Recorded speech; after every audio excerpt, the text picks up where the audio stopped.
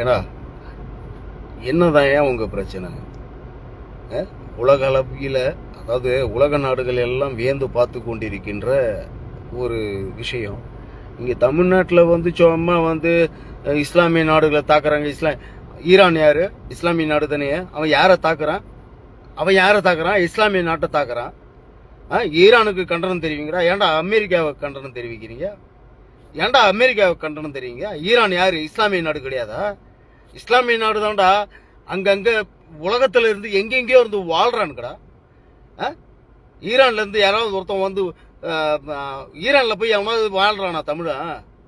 கத்தார்ல வாழ்றான், துபாயில வாழ்றான், சவுதியில வாழ்றான், எங்கெங்கயோ வாழ்றான். ஈரானுக்கு கண்டனம் தெரிவிக்க வக்கு இல்லாதவங்க இங்க வந்து போராட்டம் பண்ணி உங்க அரசியல் ஆதாயத்துக்காக இந்த மாதிரி கேவலமா வந்து பண்ணாதீங்கடா. இந்த மாதிரி கேவலமா பண்ணாதீங்க. எந்த நாடு யாரை தாக்குதுன்னு கூட தெரியாம நீங்க தமிழ்நாட்டு நீங்க போயிட்டு போர் தொடுத்துருவீங்களா? தமிழ்நாட்டுல இருந்து போயிட்டு போர் தொடுத்துருவீங்களா? தமிழ்நாட்டுல இருந்து போய் போர் தொடுத்துருவீங்களா? அப்படியே துப்பாக்கி ஏவுகணை எடுத்துட்டு போயிட்டு சுட்டுருவீங்களா நீங்க எல்லாம்? பைத்தியம். ஈரான் யாருடா? இஸ்லாமிய நாடு தான்டா ஈரானு. அவன் தாண்டா அடிக்கிறான். இஸ்லாமிய நாட்டை அடிக்கிறான். புரியுதா? அவனுடைய ஆணவத்திற்காக அழிய போறான்.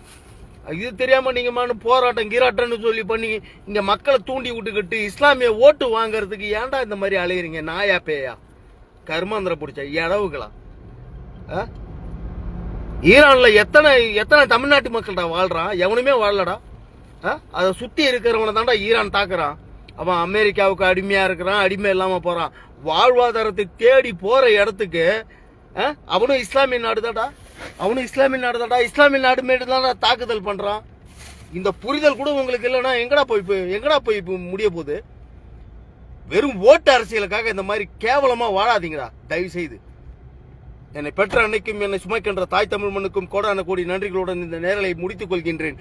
உங்களை மாதிரியான ஒரு கேவலமான ஒரு அரசியலை வாழ்நாளில் சரித்திரத்தில் நான் பார்த்ததில்லை.